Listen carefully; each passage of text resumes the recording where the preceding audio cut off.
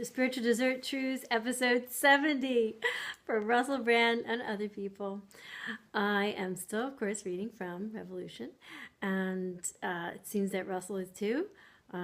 Today on my cell phone, I was not able to actually look at the video, the audio. I think it's SoundCloud, so maybe there wasn't something to look at. My phone has been acting up. The more information you have, the more stuff you've got going on, the more crowded your everything is. Computer full, phone full, refrigerator no, not full. No, I'm kidding. It's full. It's full of veggies and fruits that I call it the mausoleum of fruits and veggies where they are. Yeah, I'm freezing. I can't even de-thaw. I'm not taking off my coat or my hood or anything. It's freezing. It's absolutely icy, chilly, cold. That's not global warming. That's global freezing. Well, maybe they switched things around. They've pushed the weather so much with the chemtrails. Now we have cold, really icy cold, where it used to be mild. And I don't know why I'm laughing. That's not that funny.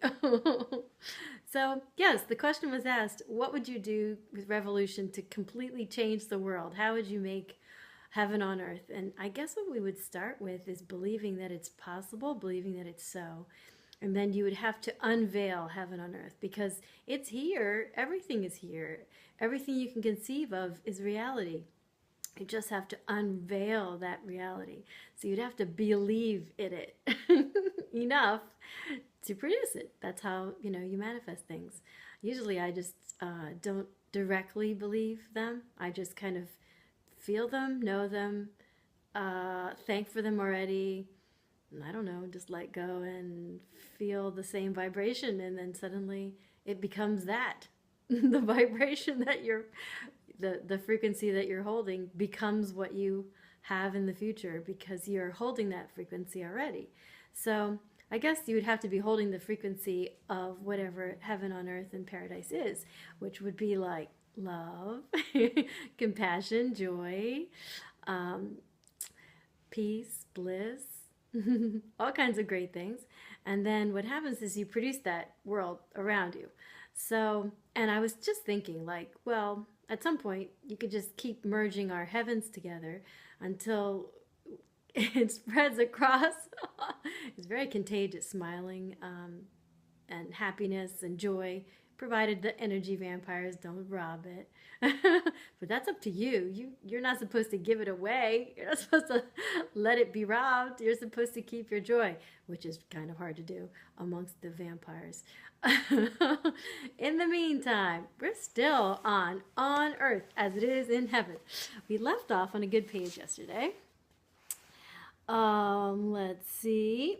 Hallowed be thy name, is a word that hasn't really made the cut into contemporary lexicon. It's probably the most antiquated word in the prayer. Who ever says hallowed now? No one. It might be in the title of a Harry Potter film, is it? It probably is. Deathly Hallows, is that one of them? I don't know. Yeah, I don't know either, Russell.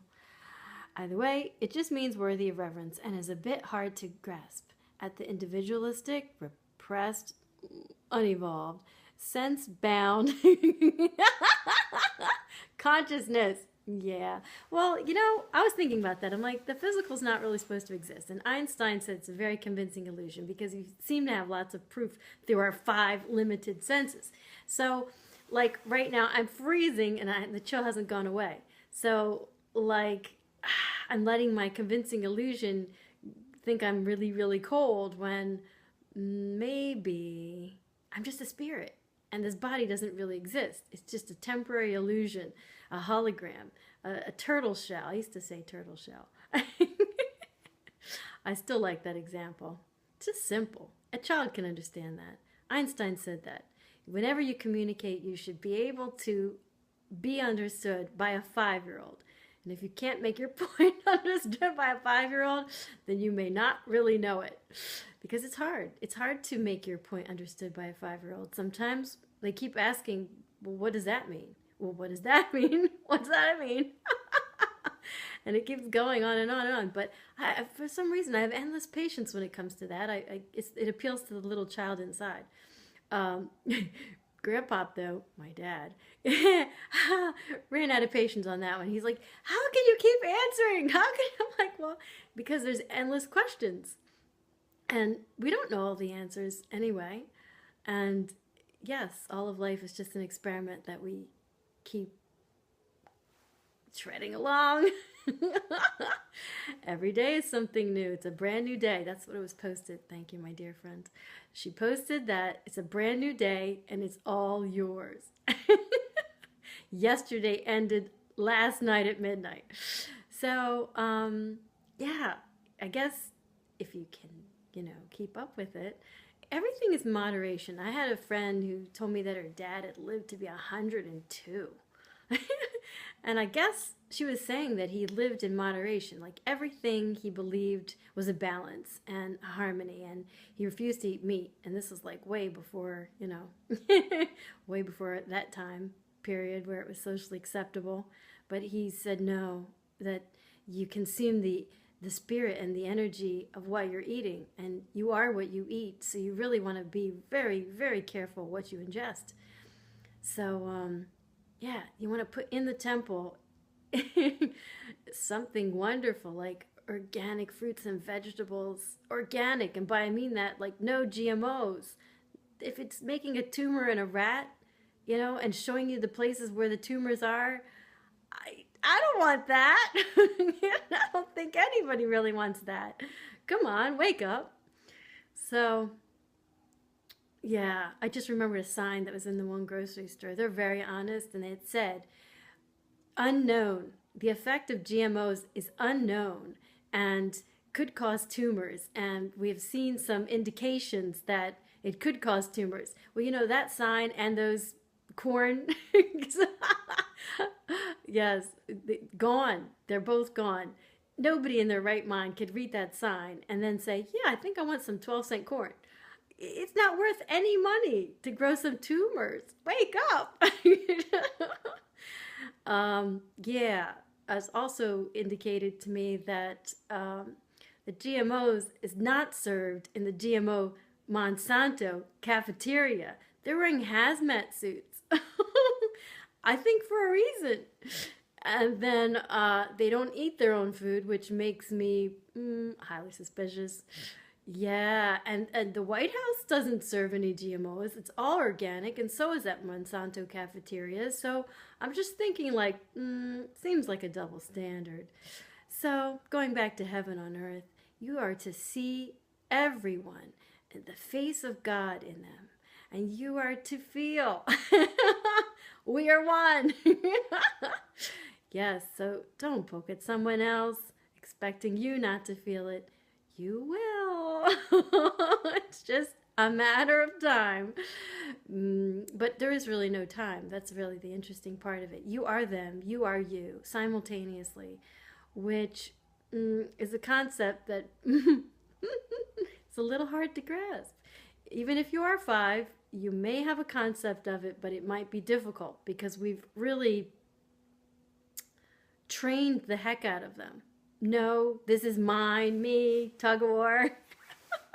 Instead of thinking like, these things, these items, this whatever, it's all of ours. I find it very sad that my little nephew told me 2 things. They're not allowed to share anything.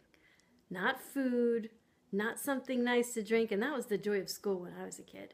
We'd share our lunches. Everybody would break out their lunch and everybody would be like, taste this. This is great. My mom made this.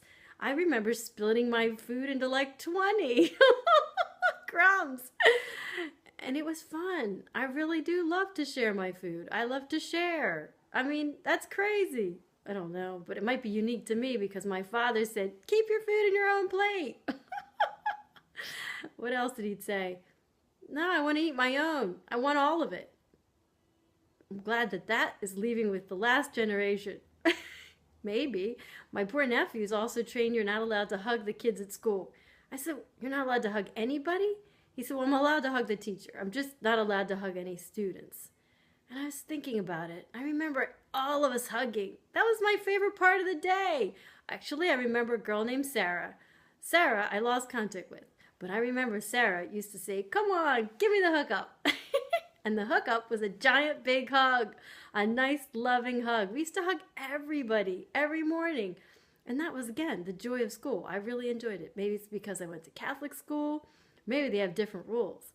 But I don't think so. My cousin and my little nephew are both going to a private school, which is supposed to be Christian, but you're not allowed to hug? I don't know. Some issues to contend with. In the meantime, read this book. Revolution.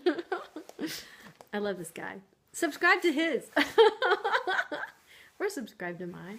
I don't know. I don't even have a YouTube money thing. I'm living off of fumes. I'm a spirit anyway. I should stop eating.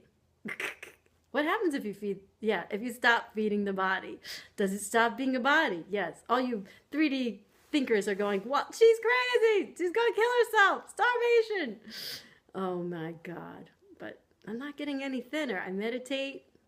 It's very interesting. And even as a vegan, the color is still in my face. So I have a feeling that it's all spirit.